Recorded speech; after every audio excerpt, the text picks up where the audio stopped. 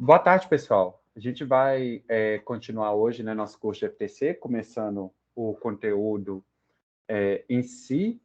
Eu queria dar alguns avisos antes, né, seguindo o nosso calendário aqui. A nossa aula de hoje e a que vem, essa semana, é uma passada pelos conceitos fundamentais que a gente vai precisar. Isso inclui alguns conceitos que vocês já viram em outras disciplinas e talvez alguns conceitos novos. E já existe a nossa primeira lista de exercícios correspondente a esse assunto, que está marcada para o dia 26 de outubro, semana que vem.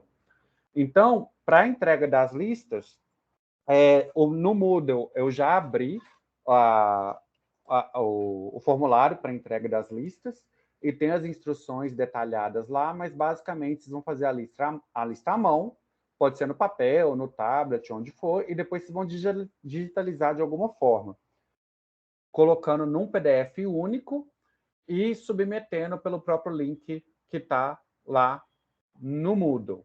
Então, aqui tem a primeira lista, né? Toda lista tem esse formato, tem a parte da leitura necessária, os capítulos do livro que correspondem a essa lista, e depois vem aqui as questões em si.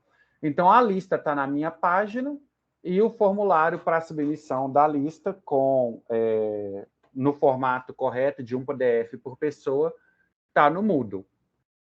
Alguma dúvida, pessoal, sobre o formato de entrega das listas ou qualquer outra dúvida em geral sobre o curso, organização até aqui, que vocês queiram compartilhar? Não? Quem está confortável, então, com a gente começar a aula, me dá um ok, por favor, nosso primeiro checkpoint, para saber se está tudo certo. Ok. Então, obrigado, pessoal. A nossa aula dessa semana, então, a aula de hoje e a aula da semana que vem,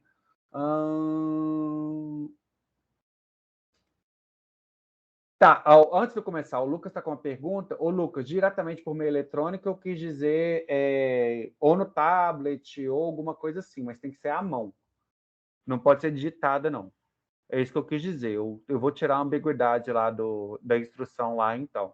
Ok? Quando eu falei meio eletrônico, eu quis dizer, se você quiser fazer direto no tablet, escrevendo no tablet, não tem problema. Ok? Até porque a maioria das nossas listas vai ter muito desenho de diagrama e tal, não vale a pena, não. E aí também se certifiquem de que a lista está legível. Se tirar a foto e não ficar legível, tire de novo, porque senão não dá para enxergar. Ok? Ok, então nessas aulas dessa semana, a gente vai passar pelos conceitos fundamentais que são importantes para FTC. Alguns desses conceitos vocês já viram em outros cursos da graduação, alguns são até do ensino médio, dependendo se vocês já vierem de um curso que tenha matemática discreta e ILC, vocês já viram a maioria deles, mas matemática discreta e ILC não são pré-requisitos obrigatórios para todo mundo que faz essa disciplina, então a gente tem que dar uma aplainada no terreno para que todo mundo consiga acompanhar da mesma forma. Então, as aulas de hoje, de quinta-feira, são uma revisão para quem já viu, são novidade para quem não viu, mas está tudo coberto no livro na profundidade que a gente precisa também. E alguns conceitos a gente vai passar por eles mais rapidamente, porque a gente já viu, outros a gente vai dedicar mais tempo. Em particular, o que a gente vai cobrir agora é a nossa terminologia para conjuntos, sequências, tuplas, funções, relações e lógica booleana. E a gente vai cobrir também técnicas de demonstração, porque demonstração é uma coisa que a gente vai fazer bastante aqui no curso de FTC. Para começar, a gente vai começar, então, com noções e terminologias matemáticas, conversar de uma maneira bem tranquila, bem leve, definindo conjunto, que é uma coleção de objetos que a gente chama de elementos ou membros, e conjuntos, eles podem conter objetos do mesmo tipo, de tipos diferentes, eles podem ter números, símbolos ou até outros conjuntos, e algumas maneiras de representar conjuntos. A gente pode listar os elementos de um conjunto entre chaves. Então, se o conjunto for finito, eu posso listar todos os elementos entre chaves. Eu também posso definir o conjunto como sendo todos os elementos x que satisfazem uma certa propriedade P de x. Então, aqui eu posso definir o conjunto dos números naturais que são primos e maiores que 431. É uma maneira de definir um conjunto. E uma outra maneira de definir conjuntos, que a gente vai utilizar bastante aqui no curso, são definições recursivas. Uma definição recursiva de conjuntos, ela tem duas partes. Ela tem uma parte que a gente chama de passo base e uma parte que a gente chama de passo recursivo. No passo base, eu digo quais elementos começam no conjunto. São os primeiros elementos que eu vou e coloco diretamente dentro do conjunto. E o passo recursivo, ele me diz como colocar novos elementos no conjunto a partir de elementos que já se encontram no conjunto. Até para esse exemplo ficar mais interessante, eu vou trocar esse 4 por um 6 aqui. Considere, então, que é 6 aqui. Então, o passo base fala que 1 está no conjunto A, e o passo recursivo fala que se x é um elemento de A, e x mais 2 menor ou igual a 6, então x mais 2 também vai ser um elemento de A. Então, vamos construir o conjunto A. Quem é esse conjunto que está sendo definido aqui? Bom, o passo base me diz que 1 já começa no conjunto. Eu coloco 1 no conjunto. Aí agora eu vou para o passo recursivo e começo a olhar como incluir novos elementos no conjunto. O que o passo recursivo fala é o seguinte: se x pertence a A e x mais 2 menor que 6, eu vou colocar o x mais 2 em A também. Aí eu vou olhar, quem está em A é 1. 1 pertence a A? Sim. 1 mais 2 é menor ou igual a 6? Sim. 1 mais 2 é 3, que é menor ou igual a 6. Então, eu vou colocar 1 mais 2 no A. 1 mais 2 é 3, isso entra para o A também. Então, o passo recursivo incluiu o 3 no conjunto. Daí, agora o 3 está no conjunto, eu vou checar. 3 pertence a A? Sim. 3 mais 2 menor ou igual a 6? Sim. 3 mais 2 é 5. E isso é menor ou igual a 6. Então, 3 mais 2, que é 5, vai pertencer a A também. Ok? Agora, vamos checar. Para o 5 que acabou de ser incluído, 5 pertence a A? Sim. 5 mais 2 menor ou igual a 6? Não. 5 mais 2 é 7. Então, eu não tenho por que incluir o 7 no conjunto, ele não satisfaz a propriedade. Na verdade, a definição recursiva acaba aqui. Eu já incluí todo mundo que eu tinha que incluir no conjunto. O conjunto que está sendo definido recursivamente aqui é o conjunto dos elementos 1, 3 e 5. E deixa eu só anotar aqui que eu quero consertar o slide para colocar na recursão menor ou igual a 6, isso é na página 4. E aqui eu tenho a minha definição recursiva sendo aplicada. Pessoal, alguma dúvida em relação a essa definição recursiva? Alguma coisa que não ficou clara? Alguma coisa que vocês queiram comentar? Não? Quem está confortável, então, com a definição recursiva, me dá um joinha, por favor, para eu saber que está tudo certo. Ok. Obrigado, então, pessoal. Vamos lá. A gente utiliza os símbolos usuais para pertinência e não pertinência de conjuntos. Então, A pertence a ABC, mas D não pertence a ABC. E um subconjunto, eu falo que A é um subconjunto de B, denotado por isso aqui, se todo elemento de A também é um elemento de B.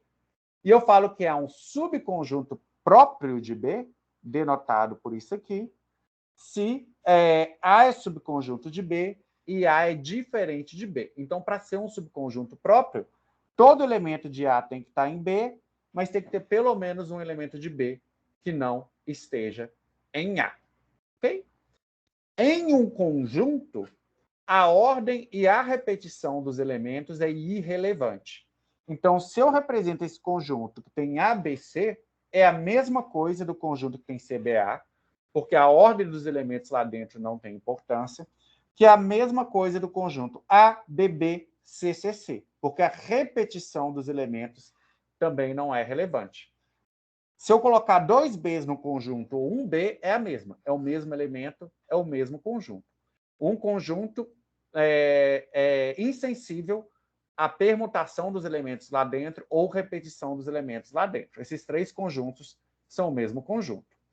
No caso em particular, que eu quero dizer que a repetição dos elementos é relevante, eu não tenho um conjunto. Eu tenho outro objeto matemático, que eu chamo de multiconjunto, e eu denoto com essas chaves duplas.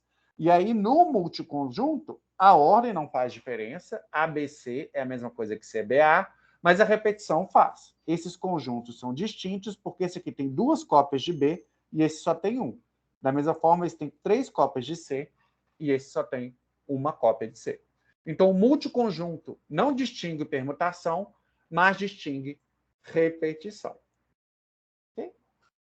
Bom, apenas para unificar a terminologia, qual símbolo a gente vai usar para qual conjunto? A gente vai usar os símbolos usuais para conjunto vazio, ou a letra φ, ou a chave sem nenhum elemento dentro. O conjunto dos números naturais a gente vai denotar pela letra N, e a gente assume aqui que o zero pertence aos naturais. Existem alguns livros que falam que o zero é natural, alguns livros falam que o zero não é natural. É uma questão de convenção, nenhuma delas está certa ou errada, mas aqui a gente vai adotar nesse curso que o zero pertence aos naturais. Os inteiros são, a gente vai denotar por Z, né? São os naturais mais os negativos.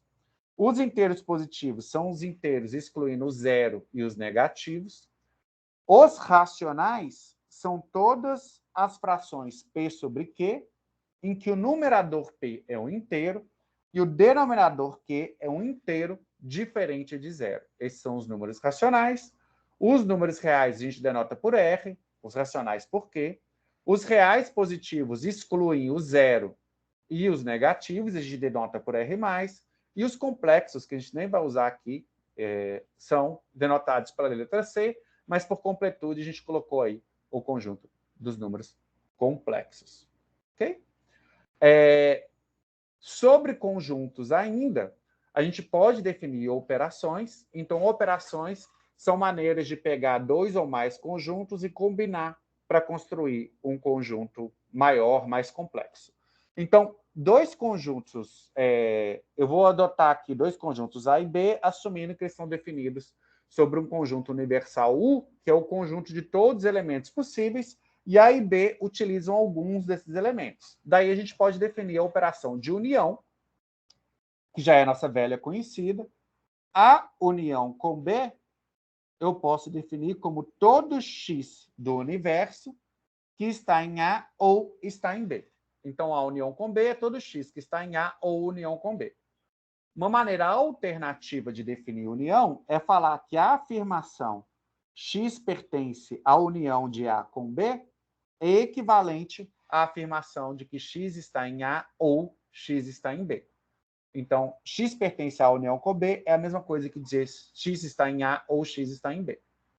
Agora, o que é essa notação aqui de baixo? Essa notação aqui de baixo é a generalização da união para mais do que 2 conjuntos. Da mesma forma que na soma eu posso falar que A1 mais A2 mais A3 mais A4 até AN, existe um símbolo especial, que é o somatório, que eu falo que isso é o somatório de igual a 1 até N de cada um dos AIs. Eu também tenho um símbolo especial para a união de conjuntos. Se eu tenho um conjunto A1, união com o conjunto A2, união com A3, com A4, com A5, até união com o conjunto AN, eu posso representar como a união de igual a 1 até N de todos os conjuntos AI, e é isso aqui que essa notação representa. A união de A1 com A2 com A3 é tipo somatório, só que para união. Outra operação importante é a de interseção, né?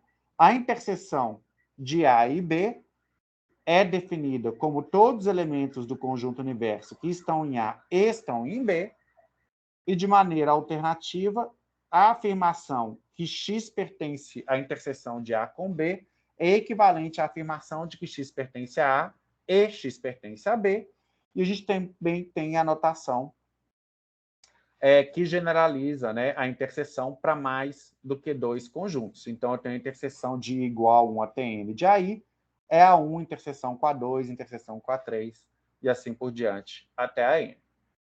A diferença de 2 conjuntos é definida A menos B é igual todo elemento X do conjunto universo, tal que o X está em A e o X não está em B. Uma maneira alternativa é que A menos B também pode ser visto como A interseção com o complemento de B. Ou seja, são os elementos que estão em A e, ao mesmo tempo, não estão em B. Alternativamente, afirmar que X pertence a A menos B é a mesma coisa que afirmar que o X pertence a A e o X não pertence a B. E a quarta operação é de complemento.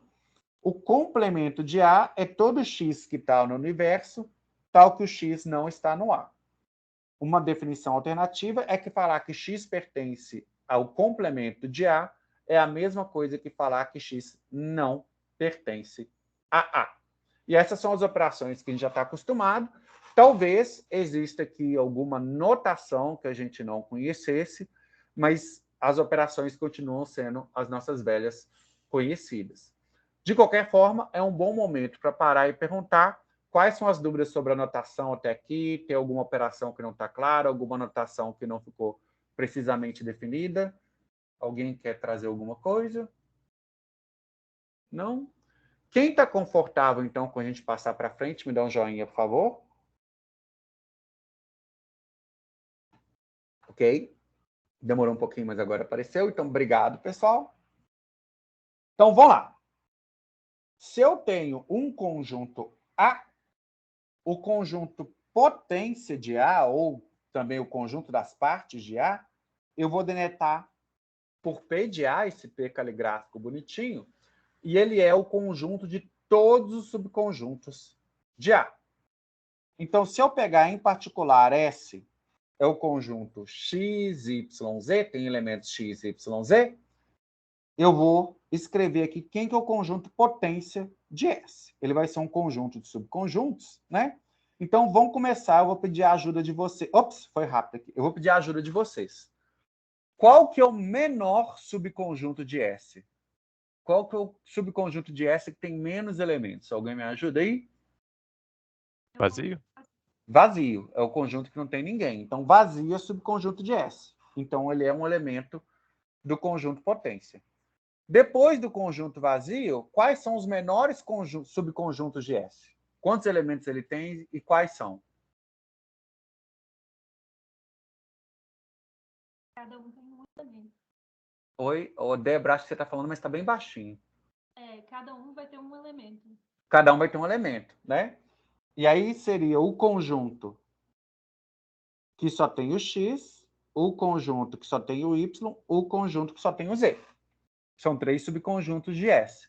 E depois, quais seriam os subconjuntos menores depois dos de tamanho 1? Quantos subconjuntos de tamanho 2 eu tenho e quais são?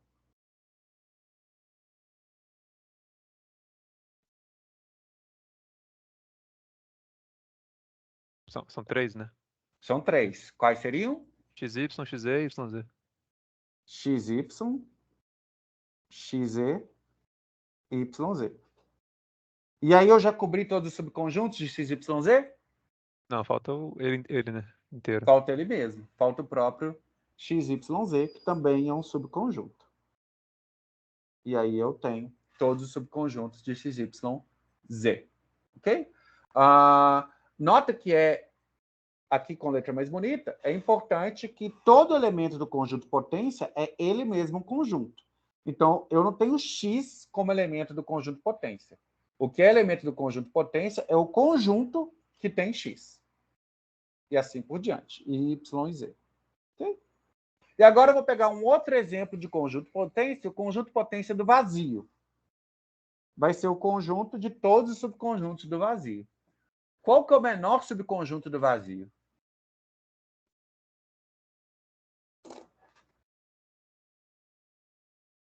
Alguém me ajuda? Vazio. Oi? Só pode ser o vazio. É o próprio conjunto vazio. Débora, depois se você puder olhar seu microfone, acho que ele está muito baixinho, muito longe, está meio difícil. Vou olhar as configurações aqui. Tá. Aí, assim, eu até consigo escutar, mas eu não sei se está todo mundo. Então, é o vazio. Já já eu vou para sua pergunta, Bernardo. Eu vi aqui, mas já já eu respondo. Existe outro subconjunto do vazio?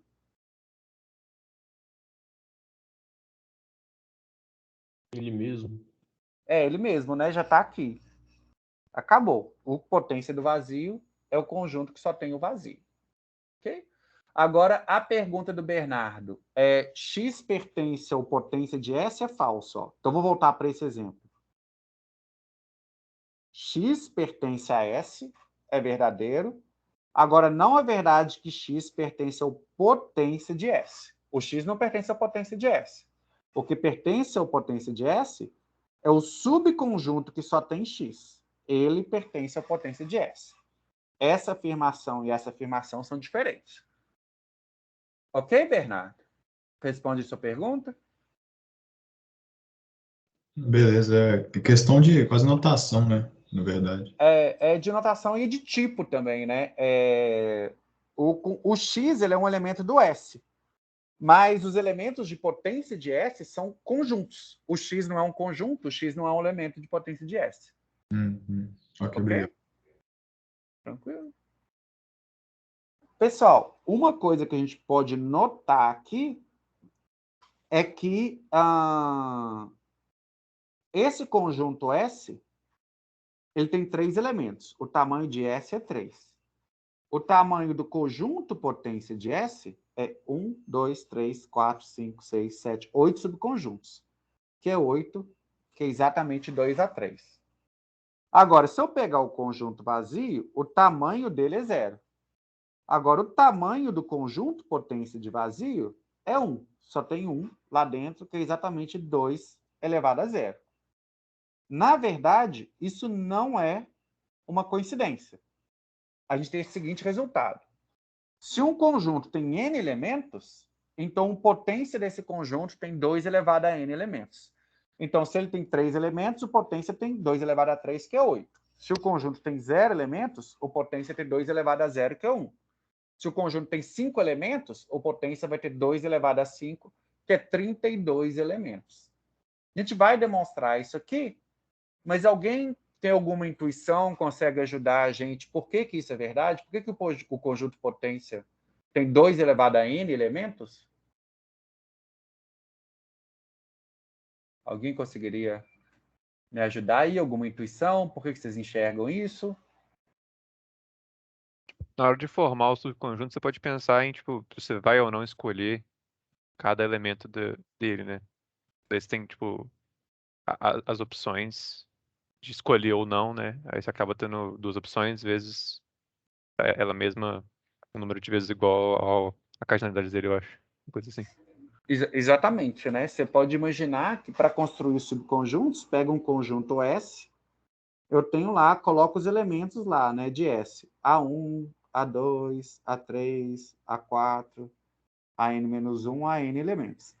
Toda vez que eu for construir um subconjunto, se eu for construir um subconjunto de S, eu posso decidir se eu escolho, para cada elemento do S, eu escolho se eu coloco ele ou não no subconjunto. Então, eu tenho, para o A1, eu tenho duas escolhas, colocar ou não colocar. Para o A2, mais duas, colocar ou não colocar. Para o A3, mais duas. Então, quantos subconjuntos distintos existem? Na hora de escolher o A1, eu tenho duas opções. Na hora de escolher o A2, eu tenho duas. Na hora de escolher o A3, eu tenho duas. Eu tenho duas opções N vezes. Ou seja, o número de subconjuntos é exatamente 2 elevado a N. Porque na hora de formar um subconjunto, cada elemento do conjunto original pode pertencer ou não ao subconjunto. Então, o número de combinações de subconjuntos dá exatamente 2 vezes 2 vezes 2 N vezes, que é 2 elevado a N. Né? Permutação, não sei o que você quis dizer com permutação, ou Rodrigo, mas deve ter sido... bom, se você quiser elaborar, mas eu imagino que seja nessa direção da explicação de por que o conjunto potência tem 2 elevado a n elementos. Ok? Então, com isso, a gente acaba a nossa breve revisão de conjuntos e a gente vai passar para outro tópico. Então, vamos aproveitar e fazer um checkpoint. Alguma dúvida, comentário até aqui? Não? Quem está confortável, levanta a mão, por favor, para a gente continuar andando para frente. Ok. Obrigado, pessoal. Então, vamos lá. Uma sequência é o próximo tipo de objeto que a gente vai tratar aqui. E uma sequência é uma lista ordenada de objetos. Então, para indicar que a lista é ordenada, em vez de chaves, no conjunto a gente usava as chaves. Queria dizer que tanto faz a ordem, é tudo a mesma coisa. A gente vai usar parênteses. Então, ABC é uma sequência em que o primeiro elemento é A, o segundo é B e o terceiro é C. Ao contrário do que ocorria em conjuntos, na sequência a ordem é relevante. A sequência ABC é diferente da sequência CAB, que é diferente da sequência BCA, porque a ordem está sendo alterada. Mesmo que nos conjuntos, ABC seja a mesma coisa que CAB e a mesma coisa de BCA. Então, quando tem chaves, é um conjunto, a ordem não importa. Quando tem parênteses, é uma sequência, a ordem importa. Assim como os conjuntos, as sequências podem ser finitas ou infinitas, né? A gente vai lidar bastante com sequências infinitas aqui no curso, infinitas. E uma sequência finita também é conhecida como uma tupla ou upla, né? E aí, quando a tupla tem o número k de elementos, a gente fala que ela é uma k-tupla. Então, 3 tuplas, 4 tuplas, 5 tuplas são tuplas de 3, 4 e 5 elementos, respectivamente. A gente também chama de 2 elementos dupla, 3 elementos tripla, 4 elementos quádrupla e por aí vai. Mas tuplas também são sequências. Tem uma ordem bem definida, primeiro, segundo, terceiro elemento e por aí vai. O produto cartesiano ou produto cruzado de dois conjuntos, então você tem dois conjuntos A e B, o produto cartesiano, que eu denoto por A cartesiano com B, esse xzinho de cartesiano, é o conjunto de todos os pares ordenados, ou seja, duplas, AB, Azinho, Bzinho, em que o primeiro elemento, Azinho, vem do conjunto A e o segundo elemento, Bzinho, vem do conjunto B. Formalmente, o produto cartesiano de A por B é o conjunto de todos os pares ordenados Azinho, Bzinho, em que Azinho é um elemento do primeiro conjunto e Bzinho é um elemento do segundo conjunto. Então, vamos exercitar aqui o conceito de produto cartesiano num exercício relativamente fácil.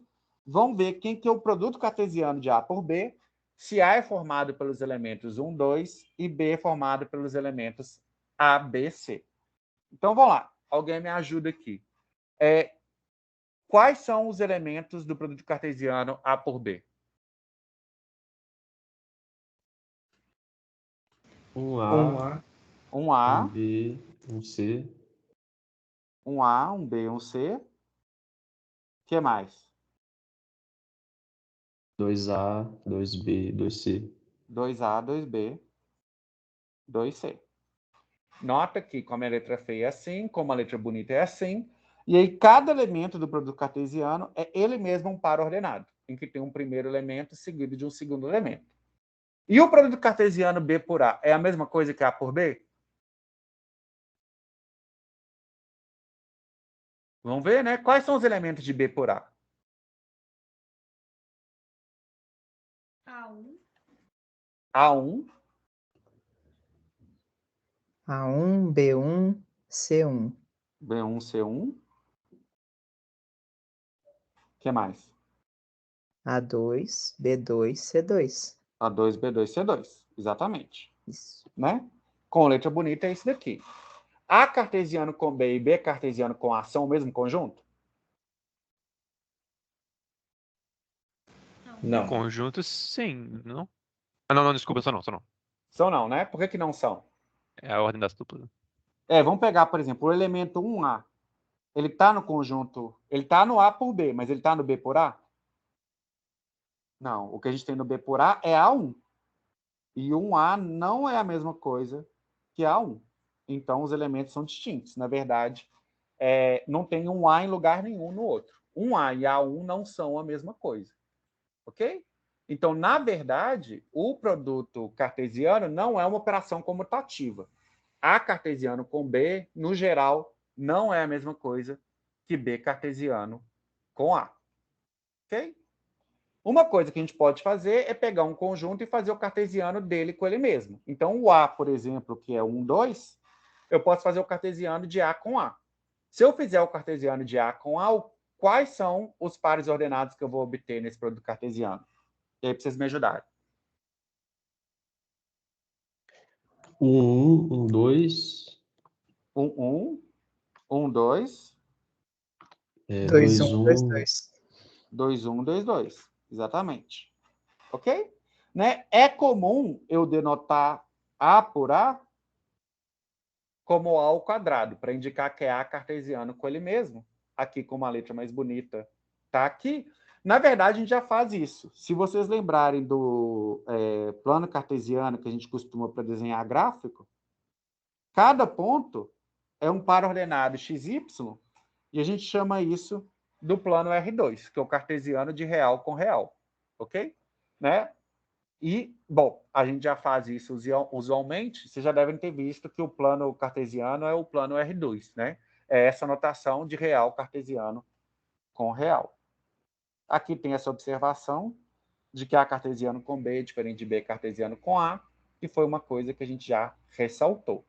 Agora, o produto cartesiano pode ser generalizado para vários conjuntos ao mesmo tempo, não precisa ser só dois. Se eu tiver N conjuntos, A1, A2, A3 até a N, o resultado de A1 cartesiano com A2, cartesiano com A3, assim por diante, até cartesiano com a N, é uma tupla de N elementos, em que cada elemento na posição I vem do conjunto na posição I.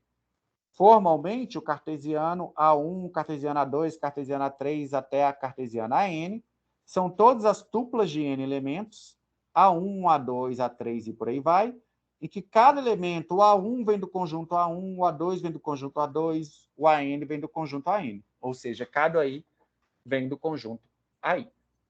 Ok? Cada Izinho vem de cada conjunto AIzão. Então, vamos ver se a definição está clara? Se eu tiver esses três conjuntos aqui, o A tem elementos 0, 1, o B tem elementos AB e o C tem como elementos essas letras gregas aqui, que é a letra gama e a letra delta. Quem é o produto cartesiano de A por B por C? Quais tuplas eu vou ter lá dentro, de A por B por C? 0A, 0A gama. 0A gama. Aí depois pode ser 1B delta. 1B delta. Aí 0B delta. 0B delta. E aí você pode ir indo, né? Pode ir indo. Pode ir indo. Você vai fazer todas as combinações possíveis. Vão dar essas aqui. 0A gama, 0A delta. 0B gama, 0B delta. 1A gama, 1A delta. 1B gama, 1B delta. São todas as triplas em que o primeiro elemento vem de 0, 1, o segundo elemento vem de AB, o terceiro elemento vem de gama delta. Okay?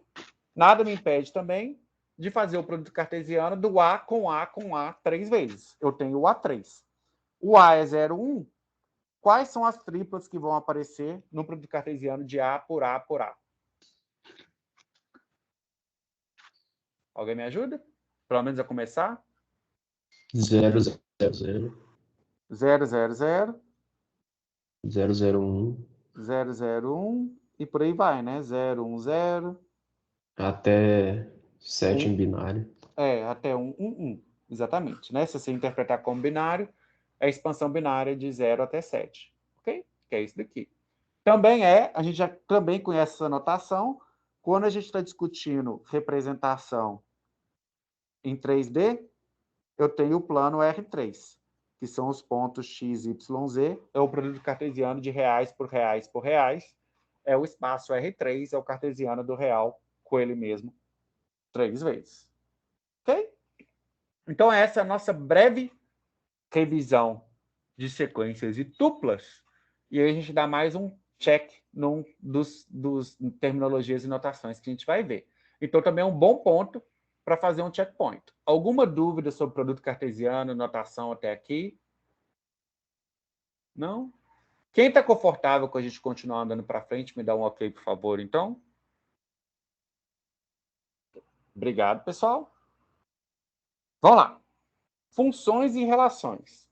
Se eu tiver dois conjuntos A e B não vazios, uma função ou mapeamento f de A para B é uma associação que a cada elemento de A para cada qual elemento de A tem exatamente um elemento de B. Então, todos os elementos de A são usados e a cada A é associado exatamente um B, nem a mais nem a menos.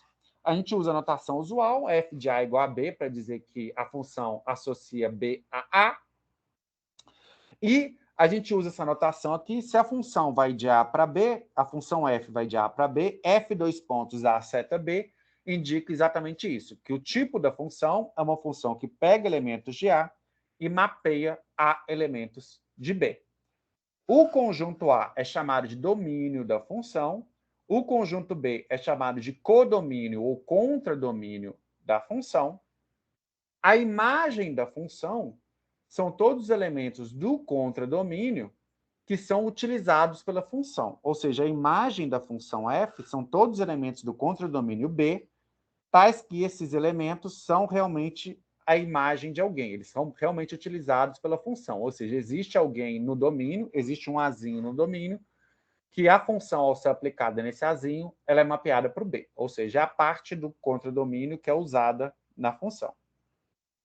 Se eu tiver um elemento do contradomínio, a imagem inversa desse elemento são os elementos do domínio que são utilizados pela função. Então, a imagem inversa de um elemento Bzinho do contradomínio é todo elemento A do domínio que é mapeado para esse elemento do contradomínio. Então, é meio que dual da imagem. Né? A imagem é todo mundo no contradomínio todo mundo no contradomínio que é usado. A imagem inversa de um elemento é todo mundo no domínio que é mapeado para aquele elemento do contradomínio. Então, vamos pegar um pequeno exemplo só para ver se a gente está concordando com as notações e terminologia. Se eu tiver um conjunto A que tem elementos x, y, z e um elemento B que tem elementos 1, 2, 3, 4 e uma função f que se comporta mapeando de A para B de acordo com essa ilustração aqui. Eu estou vendo uma pergunta do Matias aqui. Todo elemento do domínio precisa ser mapeado para o elemento do codomínio ou é possível tornar o domínio nem largo? Eu não entendi a segunda parte. A primeira parte da pergunta, Matias, é sim. Numa função, todo elemento do domínio tem que estar mapeado para alguém do contradomínio. Se você tiver elementos do domínio que não estão mapeados, a gente fala que não é uma função, é uma função parcial, porque ela não está definida para todo elemento. Eu estou vendo aqui que não era main, era mais.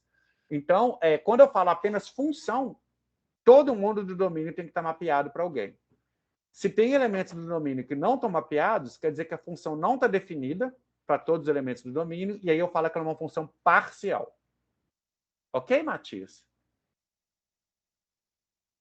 Responde sua pergunta? Ok. Tá. Quando você quer destacar que todo elemento do domínio realmente é mapeado para alguém do contradomínio, você pode falar função total. Mas, normalmente, a gente sempre assume que a função é total. Se nada for falado, a função é total. Ela tem que ser definida para todo mundo. Ok? Ok. Então, a gente tem essa função de A para B definida aqui. Vamos ver, né, se a gente está todo mundo entendendo e concordando com a terminologia. Para vocês me ajudarem num bate-bola rapidinho aqui. Quem que é o domínio da função f? XYZ. XYZ. É o conjunto A, né, que tem XYZ. E o codomínio de f? 1, 2, 3 e 4. 1, 2, 3, 4. É o conjunto B que tem 1, 2, 3, 4. E a imagem de f? 2 e 4. 2 e 4. São os elementos do codomínio que são efetivamente utilizados na função. Só o 2 e o 4 são utilizados. O 1 e o 3 não são utilizados. Então, a imagem tem o 2 e o 4, mas não tem o 1 e o 3.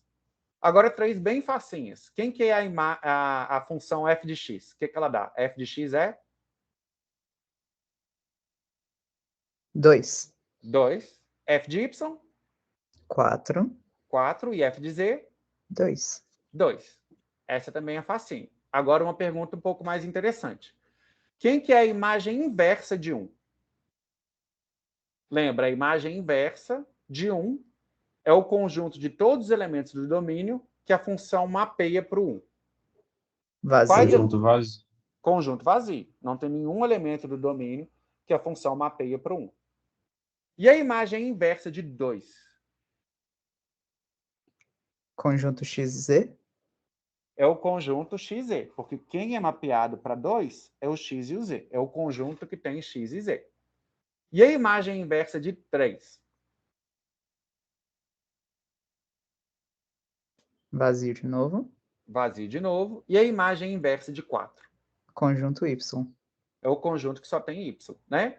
A imagem inversa é sempre um conjunto. Mesmo que só tenha um elemento, é um conjunto de um elemento.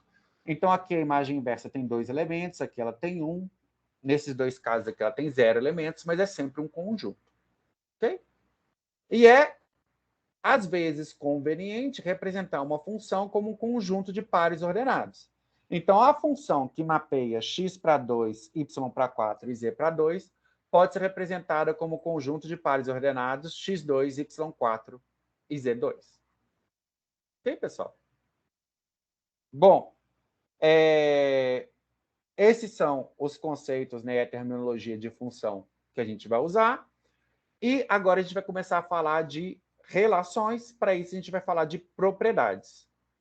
Uma propriedade ou um predicado é uma função cujo contradomínio são valores booleanos verdadeiro ou falso, né? Para verdadeiro, a gente costuma usar a letra T, que vem do inglês true, e para falso, a letra F, que vem do inglês false, né? E uma predicado é uma função cujo contradomínio é verdadeiro ou falso. Então, por exemplo, a gente tem o predicado ímpar, que é uma função que pega inteiros e mapeia para verdadeiro ou falso. E essa função é definida da seguinte forma: se um inteiro que é dado como argumento for ímpar, retorna verdadeiro. Se for par, retorna falso. Então, por exemplo, o predicado ímpar aplicado a 3 retorna verdadeiro.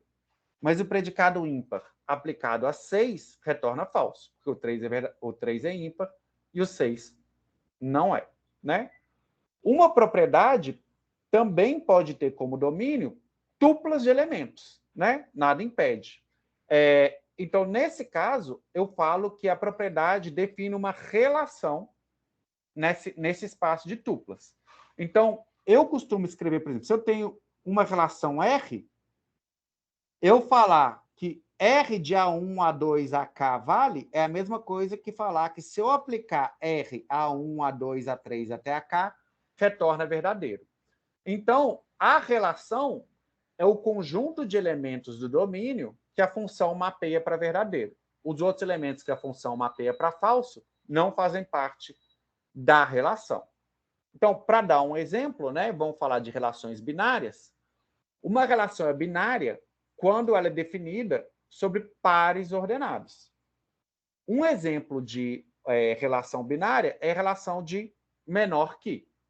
A gente utiliza, normalmente, para relações binárias, a notação infixada. O nome da relação vem no meio. Então, 3 menor do que 5 é uma maneira de denotar, falar que 3 está relacionada a 5 através da relação menor que, é a mesma coisa que falar que a função menor aplicada a 3 e 5 retorna verdadeiro. Ok? É isso que a gente está falando, né? Então, é uma função que retorna verdadeiro. Só que, em vez de falar que aplicando menor a 3 e 5 eu obtenho verdadeiro, a gente costuma simplificar e falar 3 menor do que 5. Ok? Mas a gente já faz isso no dia a dia. Falar que 2 mais 2 é igual a 4, falar que 2 mais 2 está relacionado a 4 através da relação de igualdade, é a mesma coisa que falar que a função igual aplicada a 2 mais 2 e aplicada ao 4 retorna verdadeiro, porque 2 mais 2 é igual a 4. Então, as relações maior, menor, igual, diferente, que a gente está acostumado no dia a dia, são funções que estão retornando verdadeiro, e aí a gente adota a convenção de que simplesmente coloca o nome da relação no meio. Então, se eu tenho uma relação R, eu posso dizer ARB, ou posso dizer R de AB é igual a verdadeiro. São notações diferentes para a mesma coisa aqui. Pessoal, alguma dúvida sobre essa notação de relações? Não? Quem está confortável com essa notação de relação, levanta a mão, por favor.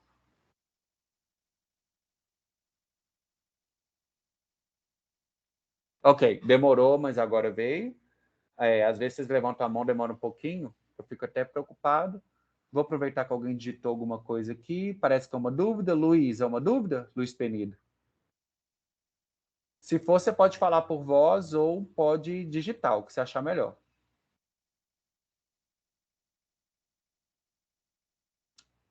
Usar o igual não seria algo circular? Aqui seria um algo circular. Teria sido mais correto usar um símbolo de equivalência ou alguma coisa aqui. Mas, aqui é circular. Eu teria que ter um igual de mais alto nível para definir o outro. Teria sido correto fazer. Eu deveria ter definido o igual lógico, que é esse de 3, e usado o lógico para definir o aritmético. Ok? É isso. Ok. Bom, então, tirando o Luiz, o resto não tinha manifestado dúvida. Então, agora a gente pode falar de um tipo de relação que é particularmente importante e que a gente vai visitar com frequência aqui no nosso curso, que são as relações de equivalência. Então, uma relação de equivalência é uma relação que satisfaz 3 propriedades muito especiais.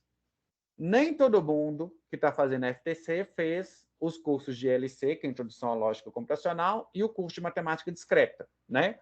O pessoal que é de Ciência da Computação, Sistema de Informação e Matemática Computacional, faz esses cursos obrigatoriamente, mas o pessoal que é das engenharias, que é da pós, que está fazendo como eletiva, não faz esses cursos. Então, nem todo mundo viu relação de equivalência. Mas vários de vocês viram relação de equivalência, eu até reconheço alguns nomes de vocês que viram isso, inclusive, nas disciplinas lá comigo, quando eu dou disciplina no início do curso. Alguém lembra, vocês vão me ajudar a lembrar quais são as 3 propriedades que uma relação de equivalência tem que satisfazer? Vamos ver se a memória de vocês está boa. Simetria, transitividade e... Débora, eu estou escutando o que você está falando, mas eu não consigo escutar o quê? Transitividade, Transitividade, simetria e reflexividade. E reflexividade, exatamente, Débora. Reflexividade, simetria e transitividade. Então, a primeira propriedade é que a relação tem que ser reflexiva. O que quer dizer uma relação ser reflexiva? Quer dizer que todo elemento está relacionado a si mesmo. Ok? Então, uma relação é reflexiva quando todo elemento da relação está relacionado a si mesmo. Todo elemento do domínio está relacionado a si mesmo. Vamos pegar algum exemplo de relação reflexiva. Alguém consegue me dar um exemplo de relação matemática que seja reflexiva?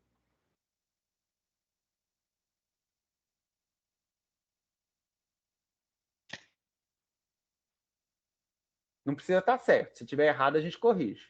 Mas alguém me ajuda dando um exemplo? Maior ou igual? Maior ou igual é reflexiva, né? Porque é verdade que para todo número real, x é maior ou igual a x. A relação de maior ou igual é reflexiva. Ok? Outro exemplo de relação reflexiva, a relação de igualdade. Todo número é igual a si mesmo, né? E um exemplo de relação não reflexiva.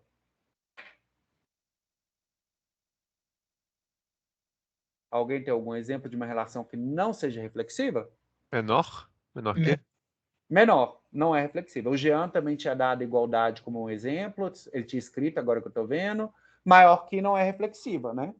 Porque, por exemplo, não é verdade que 3 é menor do que 3. Isso aqui não é válido. O 3 não está relacionado com o 3, então a relação não é reflexiva. Então, exemplos de relações reflexivas, eu tenho igualdade, eu tenho maior ou igual, não reflexivas, menor, maior, não são relações reflexivas. A outra propriedade que uma relação tem que ter para ser uma relação de equivalência é a simetria. O que é a simetria? A simetria é a propriedade de que, se x está relacionado a y pela relação, então, necessariamente, o y tem que estar relacionado a um x. Simetria quer dizer, se o x está relacionado ao y tem que estar relacionado ao x também. Então, vamos ver alguns exemplos de relações que sejam simétricas. Alguém tem algum exemplo para me dar de relação simétrica? Igualdade, de novo, né? Igualdade. Igualdade é simétrica. Se x é igual a y, o y é igual a x. Multiplicação. Multiplicação? Como é que seria a relação de multiplicação? Porque a multiplicação... O que é a relação de multiplicação? Você tem que tomar um pouquinho de cuidado quem sugeriu, porque a multiplicação ela recebe dois números e retorna um número. Ela não é em si uma relação. Entendi. Não desse jeito. Faz sentido? Ok? Uma outra relação que seja... Por exemplo, menor ou igual era reflexiva. Menor ou igual é simétrica? Não. Não. Não, né? Porque 3 é menor ou igual a 5, mas 5 não é menor ou igual a 3. Né? Então, por exemplo, a relação de igualdade é simétrica, desigualdade é simétrica, a relação de diferente é simétrica? Sim. Sim. Sim. Né? A relação de menor ou igual não é simétrica. Algum exemplo de outra relação que não seja simétrica? Menor, maior ou igual. Menor, maior, maior ou igual. Para sair dos números, a relação ser pai de, né? Então, se alguém é meu pai, eu não posso ser o pai dessa pessoa, né? Então, a relação ser pai de entre seres humanos também não é simétrica. A relação ser irmão de é simétrica? Sim. Sim, né? Se eu sou irmão de alguém, esse alguém é meu irmão. Então, as relações também não precisam ser só sobre números, elas podem ser sobre pessoas, carros, objetos, qualquer coisa. E a última propriedade é que a relação tem que ser transitiva. O que isso significa? Significa que se x estiver relacionado a y e y estiver relacionado a z, o x tem que estar relacionado também ao z. Ok? Então, para uma relação ser transitiva, quer dizer que se o x estiver ligado ao y pela relação e o y estiver ligado ao z pela relação, o x tem que estar ligado diretamente ao z através da relação. Então, multiplicação por um número, a pergunta do João, voltando, eu vou terminar aqui, João, e eu volto na sua questão para não perder o fio da meada, tá? Então, uma relação transitiva. Alguém tem exemplo de uma relação transitiva sobre os números, por exemplo? Igualdade. Igualdade, né? Se x é igual a y e y é igual a z, o x é igual a z. Outro exemplo de relação transitiva. Menor é transitivo?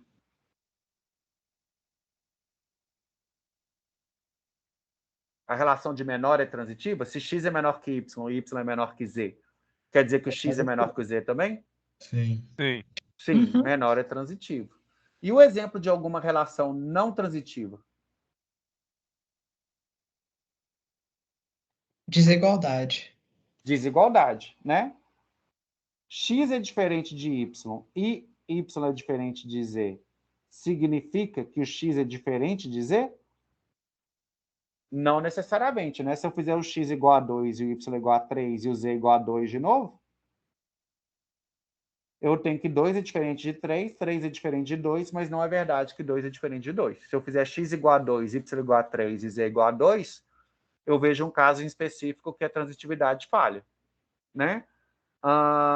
Outro exemplo aqui, ser irmão de também é transitivo. Vai depender de como você define ser irmão. O Matias está perguntando se a relação ser irmão é transitivo. Vai depender, Matias. Se você definir que para ser irmão precisa do mesmo pai e da mesma mãe, é transitivo. Mas se você definir que para ser irmão basta ter um pai ou uma mãe, não é transitivo mais. Você consegue enxergar isso, Matias? Se eu permitir meios irmãos, a relação de ser meio irmão de é transitiva? Não necessariamente, né? Por quê? Imagina que eu tenho dois pais, meu pai e minha mãe aqui, e eles me têm, o Mário. Agora imagina que a minha mãe, antes do casamento com meu pai, tem uma filha chamada Alice, e o meu pai, antes do casamento com minha mãe, tem outra filha chamada Bruna. Ok? A Alice é minha irmã do Mário, o Mário é meu irmão da Bruna, mas a Alice não necessariamente é meu irmão da Bruna. Então, a relação de meio-irmão não é transitiva. É possível que a Alice seja meia-irmã do Mário, o Mário é meio-irmão da Bruna, mas a Alice não tem a relação de ser meia-irmã da Bruna. Ok, Matias? Então, na lista, inclusive, vocês vão ter vários exercícios para propor relações reflexivas, simétricas, transitivas sobre números ou sobre o que vocês quiserem. Então, voltando aqui na pergunta João Eduardo, a relação multiplicar por... se eu posso definir a relação multiplicar por 3 e colocar, por exemplo, 2, 6. É verdade que 2 multiplicado por 3 é igual a 6? Isso seria verdadeiro. E eu tenho relação multiplicar por 3, por exemplo, 1, 4, isso é falso. Porque 1 multiplicado por 3 não é falso. Essa é a sua pergunta, João? Se eu defino a relação multiplicar por 3, por exemplo, seria isso que você estava perguntando nessa direção? Ok? Ou você também pode definir, João, uma relação ternária. Que eu defino ABC é verdadeiro se A vezes B é igual a C. Aí eu tenho uma relação ternária. Com uma relação ternária, eu consigo definir multiplicação. Com uma binária, sozinha, eu só consigo se eu fixar um dos parâmetros. Fez sentido essa segunda observação, ô João? Se você tivesse ido para uma relação ternária, teria dado? O problema era com 2?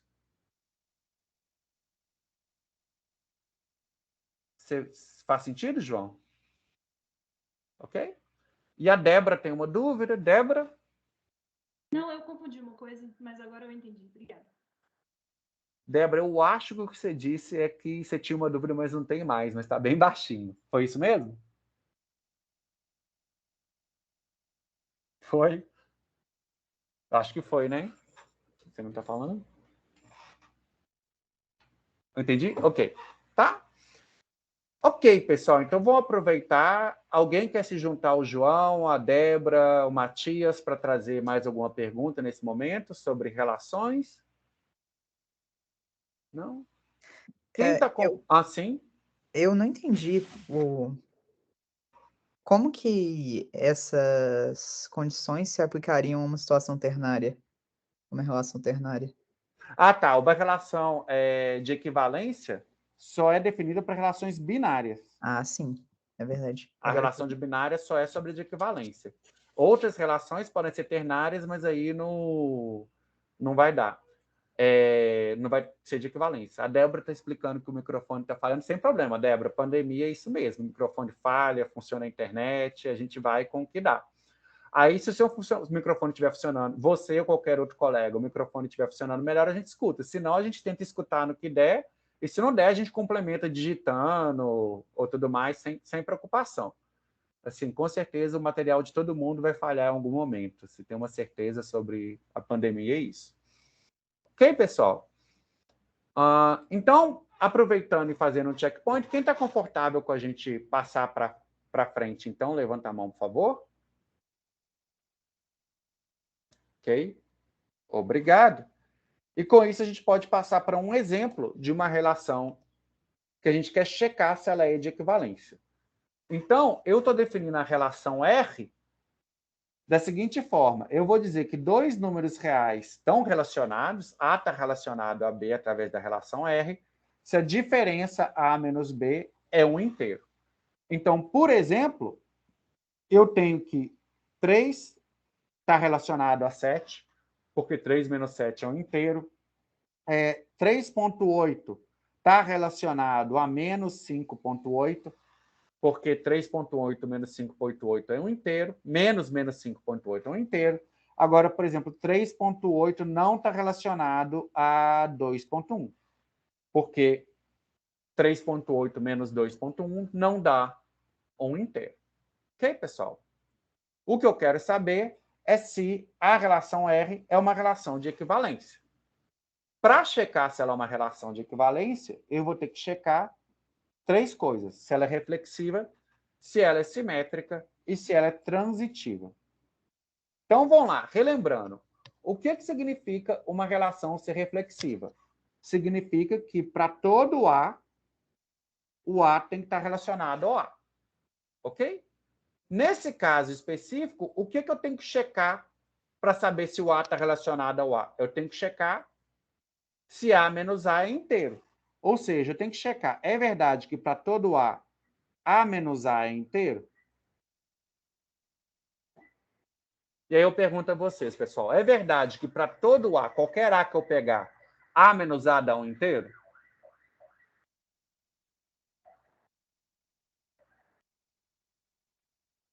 Alguém? Sim. Acho que Sim, sim. dá zero. Dá zero. Então, todo A está relacionado a si mesmo nessa relação, vocês concordam? A relação é sim reflexiva. Todo mundo está relacionado a si mesmo, porque todo mundo menos ele mesmo é zero, todo mundo está na relação. Tranquilo? Né? Agora, vamos olhar a simetria. O que eu tenho que checar? Se para todo... aqui então, ok, reflexiva sim, porque todo A pertence à relação. Depois, o que eu tenho que checar para a simetria, se é verdade que se o A está relacionado ao B, o B está relacionado ao A. Ou seja, o que eu tenho que checar é, toda vez que o A menos B for inteiro, é verdade que o B menos A é inteiro? Sim. Acho que sim. Sim, né? Na verdade, A menos B e B menos A é o mesmo número, só com sinal trocado, né? Um é negativo e o outro é positivo, ou vice-versa. Mas se um é inteiro, o outro tem que ser também. A relação é simétrica. Toda vez que A menos B é inteiro, o B menos A é inteiro. Ou seja, se o A, B está na relação, o B, A tem que estar na relação também. E a relação é simétrica. Próxima questão é se a relação é transitiva. O que eu tenho que checar é se para todo A, B, C, se o A está relacionado ao B e o B está relacionado ao C, é verdade que o A está relacionado ao C? Ou seja, se o A menos B é inteiro e o B menos C é inteiro, é verdade que o A menos C é inteiro? Também é verdade. Também é verdade, né? Por quê, né? Porque se o A menos B é inteiro, quer dizer que as casas decimais depois do ponto, no A e no B, são iguais. De tal forma que quando eu subtraio um do outro, elas se anulam. Se o B menos C é inteiro, as casas decimais do B e do C também são iguais. Mas se as casas decimais do A são iguais às do B e as do B são iguais às do C, as casas decimais do A são as iguais às do C. E quando eu subtrair um do outro, também vai dar inteiro. Ok? Isso escrito, isso escrito de forma, né, regular, uma outra maneira que dá para ver é que A menos C pode ser escrito como a soma de A menos B mais B menos C. Só que se A menos B é inteiro e B menos C é inteiro, a soma de dois inteiros dá inteiros e A menos C é inteiro. Vindo aqui para a pergunta do Kael, se dá para uma relação ser simétrica, mas não ser reflexiva.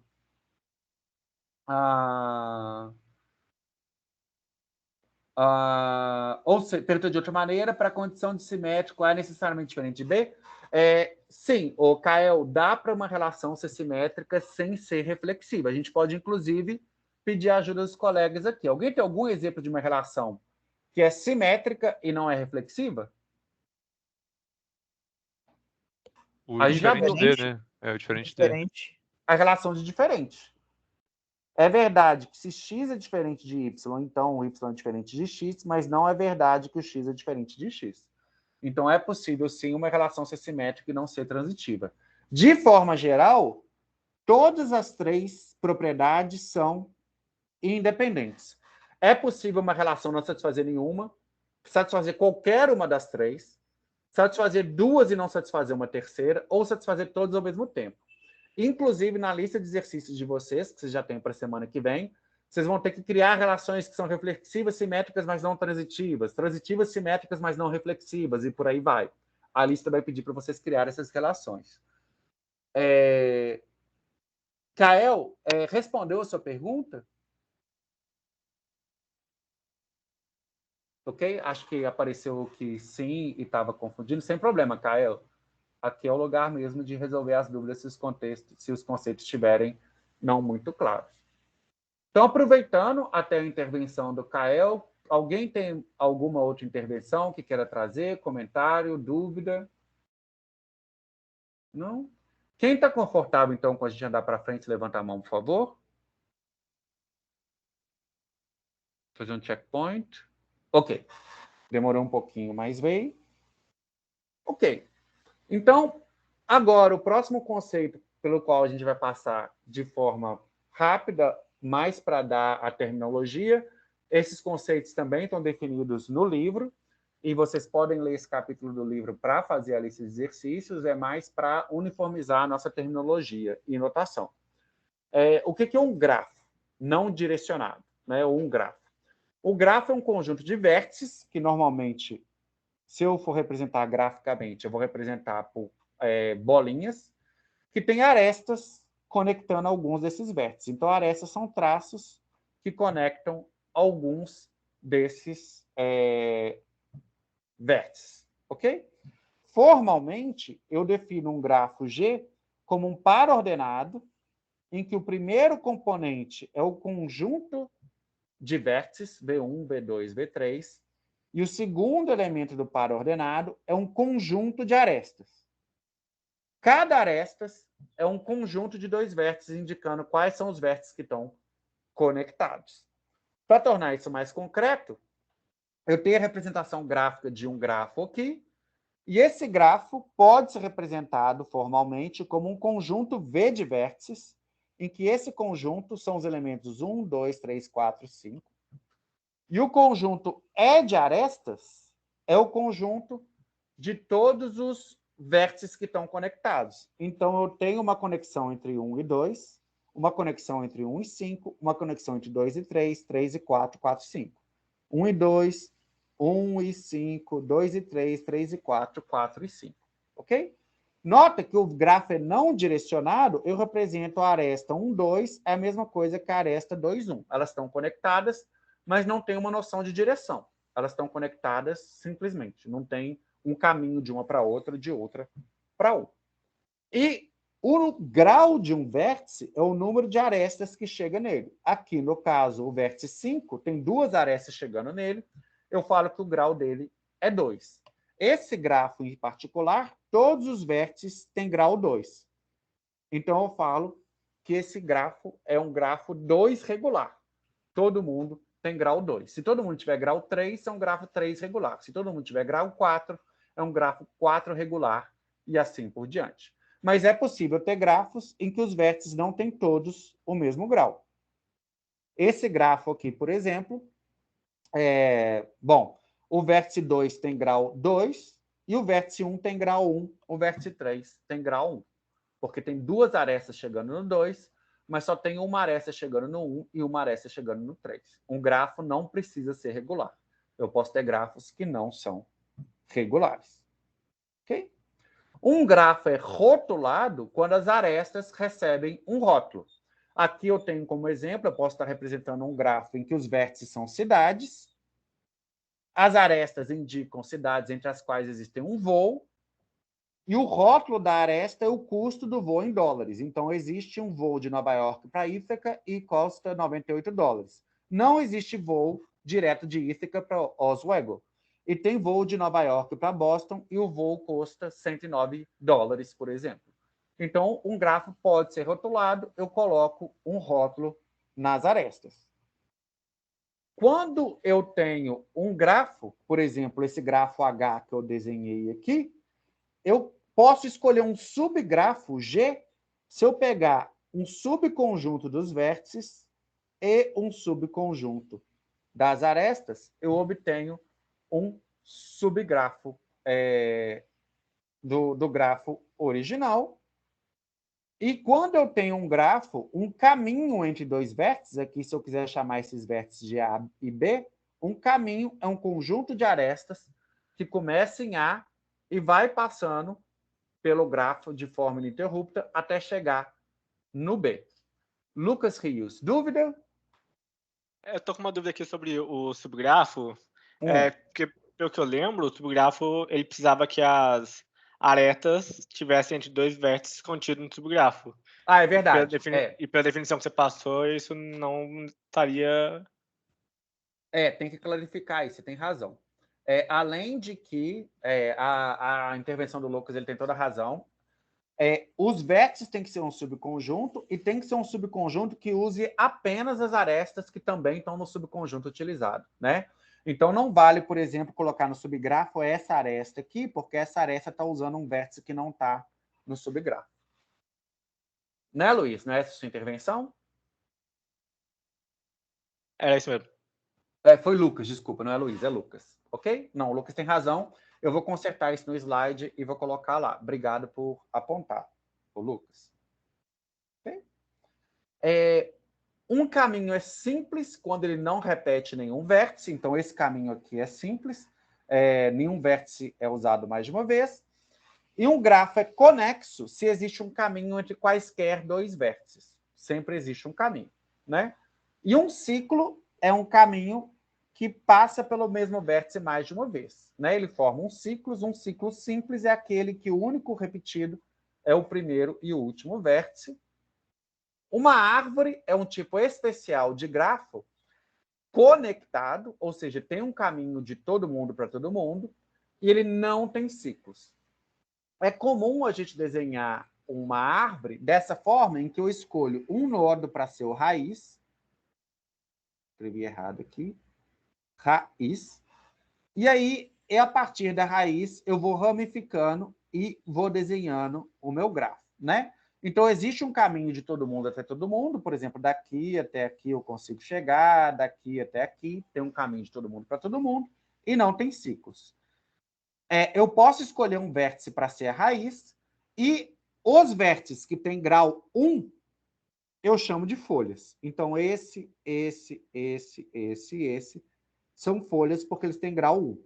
Cada um deles só tem uma aresta. E esse aqui também. Os outros vértices que têm grau maior que 1, esse aqui tem 3, esse aqui tem 2, são vértices internos. Os vértices que não são nem raiz nem folha são vértices internos. Ok? A gente vai referenciar árvores em alguns momentos. A gente também vai falar de grafos direcionados. Um grafo é direcionado quando cada aresta tem uma direção bem estabelecida. Um vértice onde ela começa e onde ela termina. Para representar um vértice, uma aresta direcionada, eu uso uma tupla, porque aí a ordem importa. Esse é o vértice que começa, a aresta que começa em VI e termina em VJ, né? Então, aqui, por exemplo, esse grafo do meu lado direito aqui, ele tem um conjunto de vértices, que é 1, 2, 3, 4, 5, 6. E aí, as arestas, tem uma aresta que começa em 1 e termina em 2, e uma aresta que começa em 2 e termina em 1. A que começa em 1 e termina em 2, eu represento por 1, 2. A que começa em 2 e termina em 1, eu represento por 2, 1. Agora, existe uma aresta que começa em 6 e termina em 6. Ela é 6, 3. Mas não existe a aresta que começa em 6 e termina em 3. Eu não posso colocar isso lá dentro. Então, eu coloco aqui todos os pares ordenados, indicando a direção da aresta. Tem uma aresta que começa em 1 e termina em 2, que começa em 1 e termina em 5, que começa em 2 e termina em 1, e assim por diante. Eu falo que um caminho é direcionado quando, começando de um vértice, eu consigo chegar no outro com a aresta sempre na mesma direção. Então, por exemplo, esse aqui seria um caminho direcionado entre 2 e 6. Do 2 eu vou para o 1, do 1 eu vou para o 5, do 5 eu vou para o 6, sempre respeitando a direção. Esse é um caminho direcionado. E um caminho é não direcionado quando não necessariamente respeita a direção. Então, por exemplo, do 3 para o 5, existe um caminho não direcionado, porque eu posso vir do 3 para o 6 e do 6 para o 5, mas as arestas não estão apontando na direção correta. Então, o grafo é fortemente conexo quando existe um caminho direcionado entre todo mundo. Esse grafo aqui, ele é conexo, existe um caminho de todo mundo para todo mundo. Por exemplo, existe um caminho do 3 para o 1, só que esse caminho não é direcionado. As setas não concordam. Então, esse grafo é conexo. Tem um caminho de todo mundo para todo mundo, mas ele não é fortemente conexo, porque não existe um caminho direcionado de todo mundo para todo mundo. Por exemplo, do 3 para o 6, existe um caminho, mas ele não é direcionado. Não tem como, seguindo as arestas na direção correta, sair do 3 e chegar no 1. Pessoal, alguma dúvida sobre grafos até aqui? Assim, é um monte de terminologia que eu estou dando, é só nomes e nomes de propriedades, né? Só porque, ao longo do curso, a gente vai referenciar essas propriedades e é útil ter esses nomes para a gente se referenciar. Se você escutar, você vai lembrar onde procurar, nesse conjunto de slides ou no capítulo inicial do livro. Não? Quem está confortável, então, com a gente continuar de grafos? Levanta a mão. Jonathan, você levantou a mão? Era dúvida ou você já estava se adiantando que estava ok? Isso, do 2 pro 3 ele também não tem ligação, não, né? Do 2 para o 3... não vai ter caminho direto, não. Mas tem um caminho indireto, né? Do 2 para o 3 eu posso fazer assim, né? Tem esse caminho não direcionado do 2 para o 3. Mas não tem um caminho direcionado. É que eu tenho um pouco de dificuldade para entender essa parte. Mas agora deu para entender com o seu desenho aí.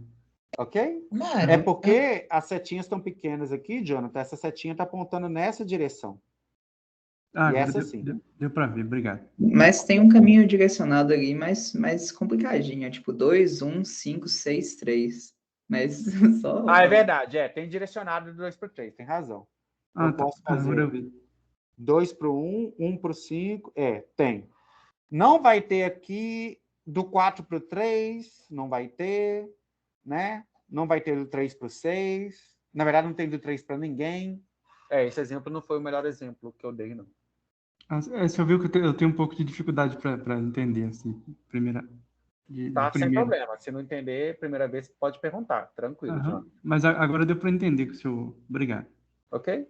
O Matias fez a mesma pergunta. 2, 1, 5, 6, 3.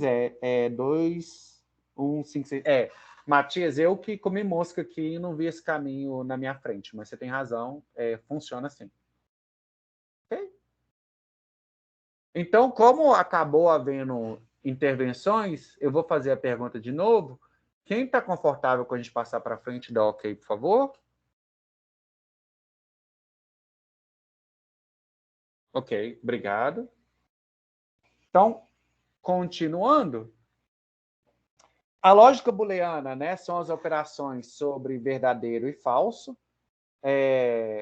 Eu vou aqui dar para vocês os operadores que a gente utiliza. Então, a negação se eu tenho uma proposição, ela pode ser verdadeira ou falsa. Negar, e eu represento por esse símbolo de negação, significa transformar verdadeiro em falso e falso em verdadeiro. A conjunção é a operação de e. Então, se eu tenho dois operandos, né, P e Q, eu tenho 4 combinações possíveis: verdadeiro, verdadeiro, verdadeiro, falso, falso, verdadeiro, falso, falso. E a operação de i, ela é verdadeira quando ambos os operandos são verdadeiros. Então, verdadeiro e verdadeiro é verdadeiro, verdadeiro e falso é falso, falso e verdadeiro é falso, falso e falso é falso. Eu não vou passar por todas as operações, porque, no livro elas estão descritas e a maioria de nós já viu, e se não viu, pode tirar a dúvida no livro, mas essas são as operações principais que a gente vai usar. A operação de negar e ou exclusivo, que pode ser entendido como operação de diferente, ela retorna verdadeiro quando os operandos são distintos e retorna falso quando elas são iguais. A implicação dupla, que pode ser entendida como operação de igual, ela retorna verdadeiro quando eles são iguais e retorna falso quando eles são diferentes. E a implicação, que é aquela noção de que se P for verdade, então Q também é. E essas são a tabela da verdade dos operadores booleanos. Bom, a gente não vai ficar fazendo tabela da verdade aqui, mas a gente vai usar aí ou implicação, negação, e é útil saber.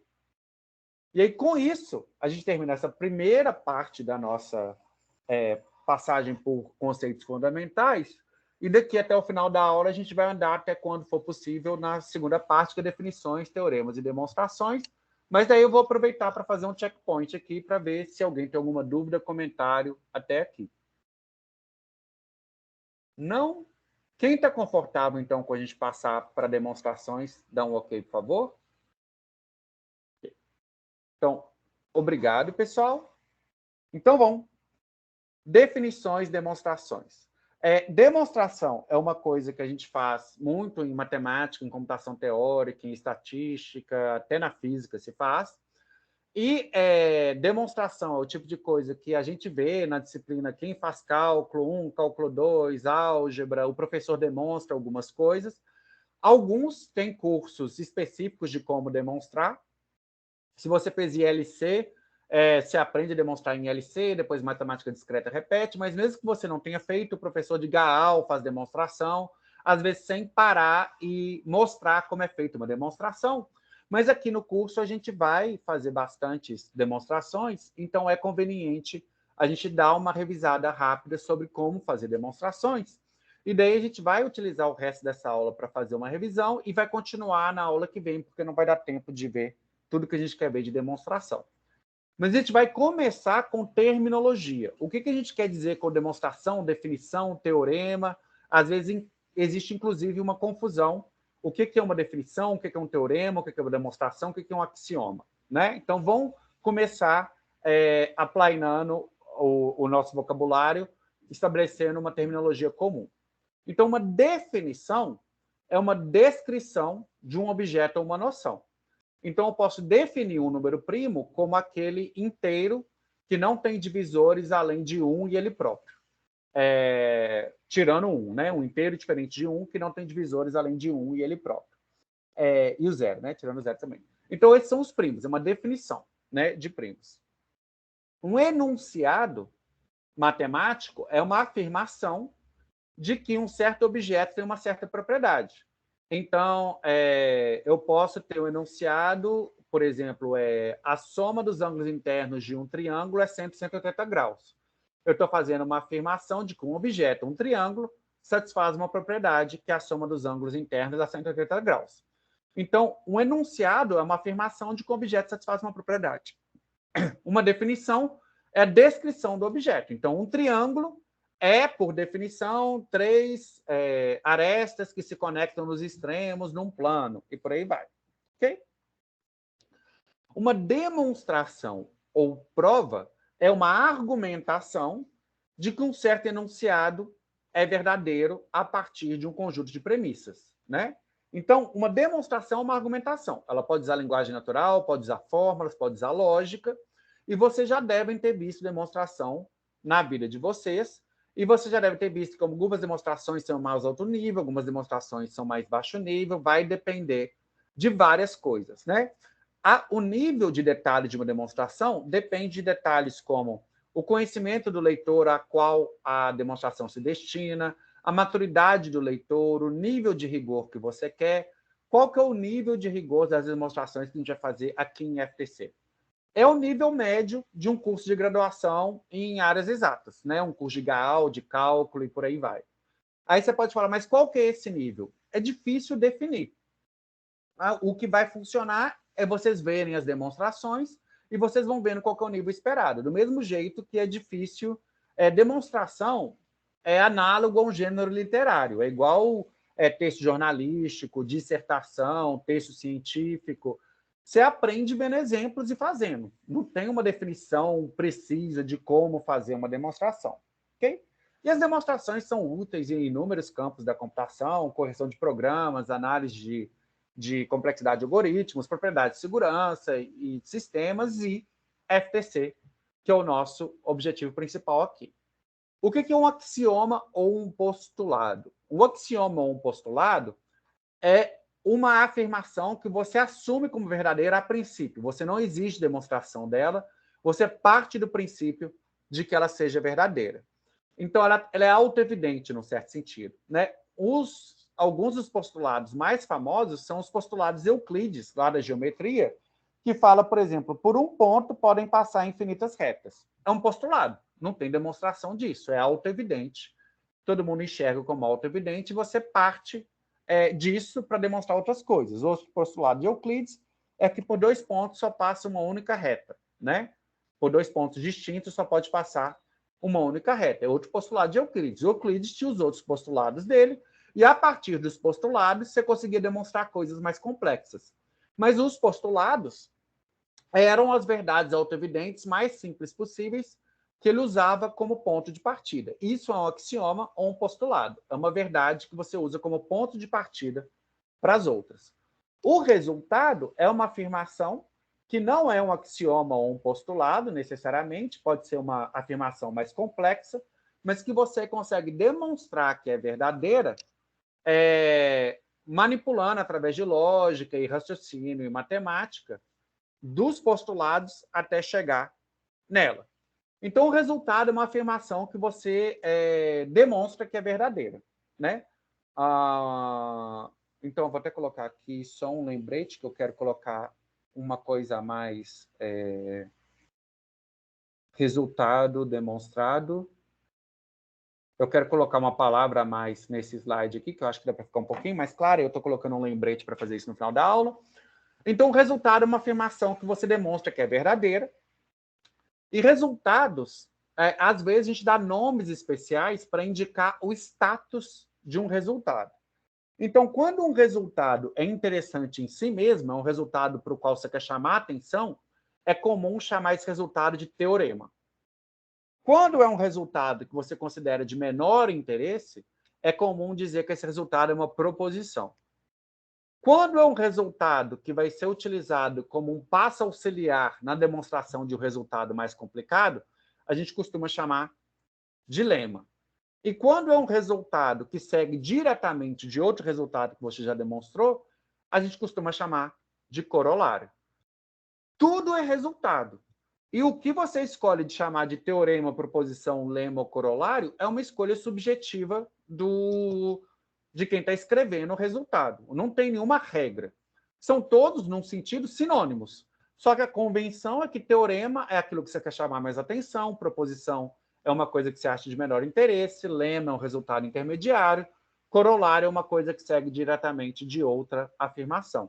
Mas são todos resultados. Conjectura, entretanto, é uma coisa de natureza diferente. É uma afirmação bem fundamentada, mas para a qual ainda não existe demonstração. Então, do ponto de vista matemático, a conjectura ainda é um problema em aberto. Você tem fundamentação para acreditar que provavelmente ela é verdadeira, mas você ainda não tem certeza. Se você demonstrar a conjectura, ela passa a ser um resultado, né? E se você demonstrar que a conjectura é falsa, a negação da conjectura passa a ser um resultado. Ok? Então, bom, pessoal, alguma dúvida, comentário em terminologia até aqui? Não? Quem está confortável, então, me dá uma mãozinha para cima para a gente poder continuar. Ok? Obrigado, pessoal.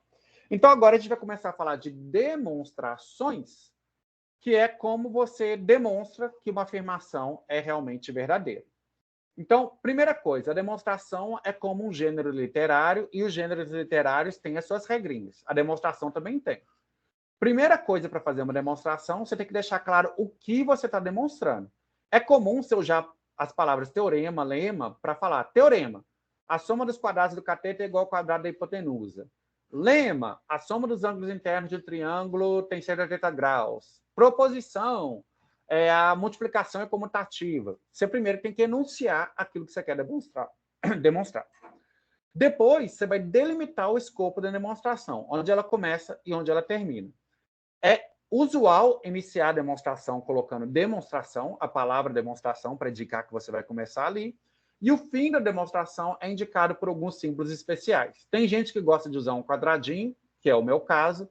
Tem livros que usam QED, tem livros que usam CQD, que são os acrônimos em latim e em português, respectivamente, para conforme queríamos demonstrar, que indica que a demonstração está acabando ali. Qualquer um que você quiser, tá bom? Eu uso o quadradinho porque eu acho mais simples. E aí, entre o início da demonstração e o final, você vai desenvolver sua demonstração. De forma que ela fique autocontida. Você pode usar português, matemática, lógica, você pode ir se alternando, mas você tem que ser claro durante a sua demonstração. E um quarto cuidado que você tem que ter é que, assim como em linguagens de programação, você não pode sair usando um M sem declarar, um X, nenhuma variável sem declarar, na demonstração também.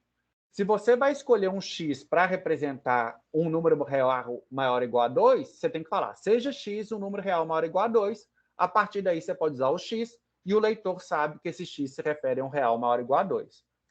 Suponha que MN sejam inteiros sem divisores comuns, a partir daqui você pode usar MN, sabendo que eles são inteiros sem divisores comuns, porque você declarou que é isso que eles são. Se você colocar MN e não disser o que eles são, sua demonstração não está correta.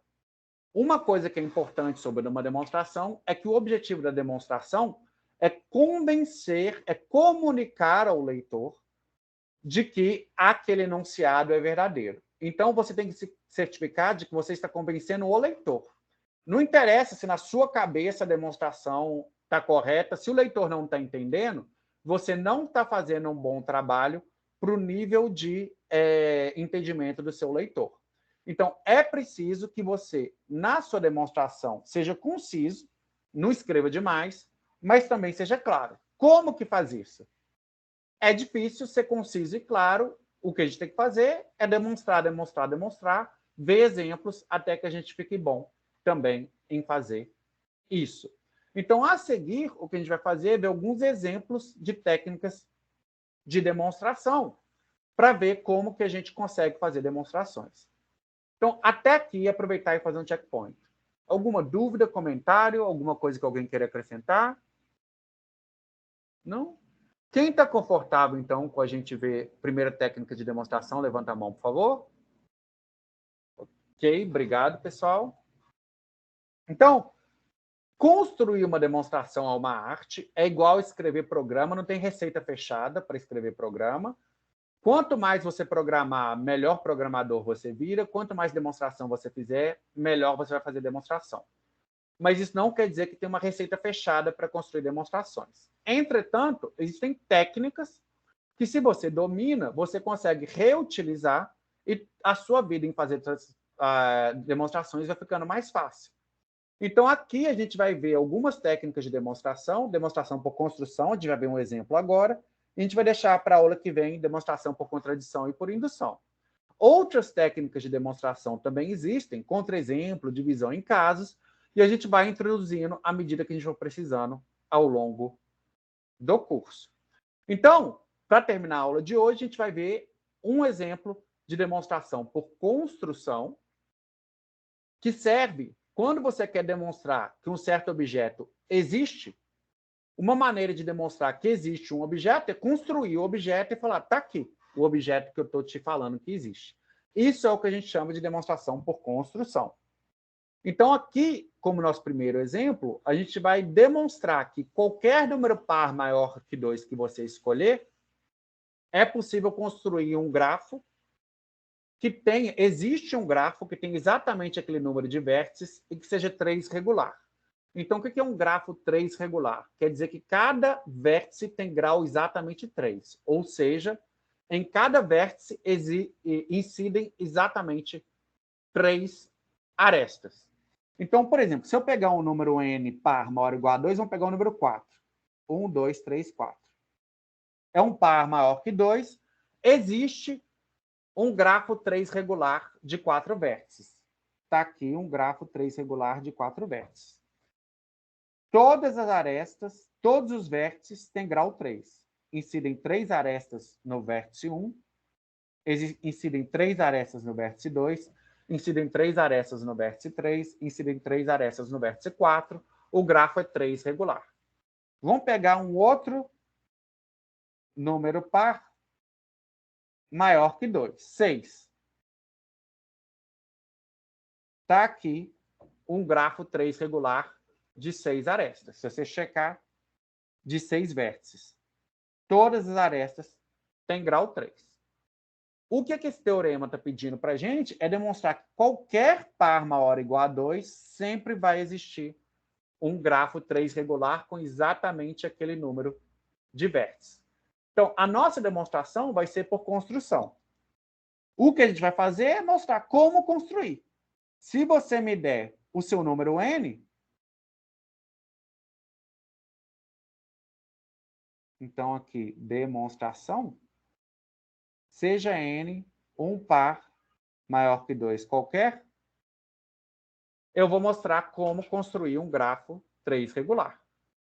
Então, a primeira coisa que eu vou notar é que se um n é par, eu posso construir vértices e chamar esses vértices 1, 2, 3, até n sobre 2, n sobre 2 mais 1, até n sobre 2, mais aqui o que eu vou precisar? N sobre 2 menos 1. Olha, n menos 1 aqui.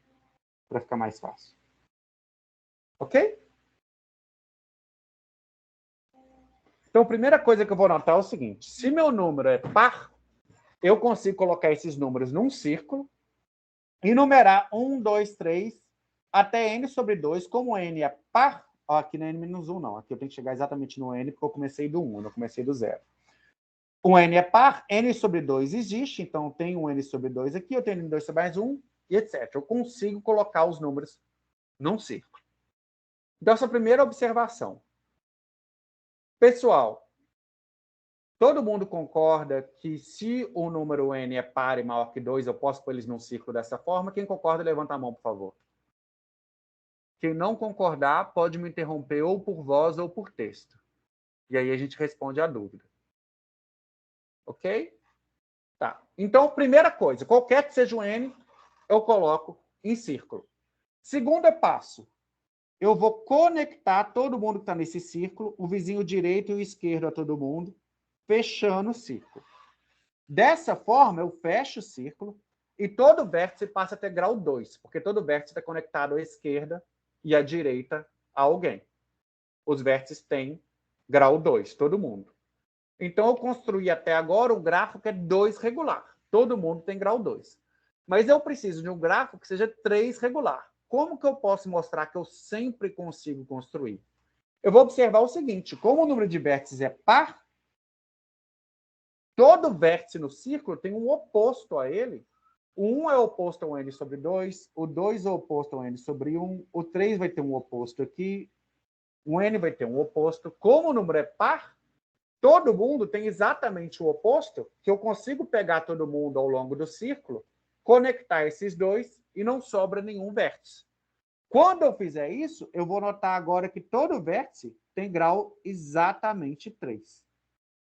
E aí, eu mostrei como construir um grafo que seja 3 regular com qualquer número de vértices par maior ou igual a 2.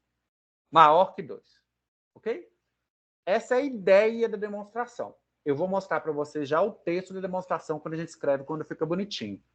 Mas antes de mostrar o texto, alguém tem alguma dúvida sobre a ideia da demonstração? Alguma coisa que não ficou clara? Algum de vocês não está convencido completamente que sempre vai ser possível construir esse grafo, desde que o número de vértices seja par, maior que 2? Não? Quem está confortável, então, com a ideia da demonstração, me dá um ok, por favor. Ok. Então, quem está confortável com a ideia, essa é a ideia de demonstração, mas a demonstração de verdade é um texto escrito. Eu não vou passar com esse texto com vocês aqui, porque a gente está no final da aula, não quero estourar o tempo, mas vocês vão notar que essa demonstração é a escrita em português, vocês vão ler essa demonstração agora, depois da aula, a ideia que a gente acabou de falar. Ela segue todas aquelas nossas convenções. Ela começa com demonstração, termina com um quadradinho. As variáveis que são utilizadas são declaradas, seja n um número par maior que 2. Vamos construir o grafo da seguinte forma e está tudo feito aqui bonitinho. Vocês podem ler em casa com calma a demonstração e na aula que vem a gente começa de onde a gente parou. A gente vai ver mais técnicas de demonstração e mais demonstrações e mais exemplos dessas técnicas. Então, alguns avisos finais. A lista de exercícios já está disponível na minha página e o link para submissão está no Moodle. Vocês já podem começar a fazer a lista.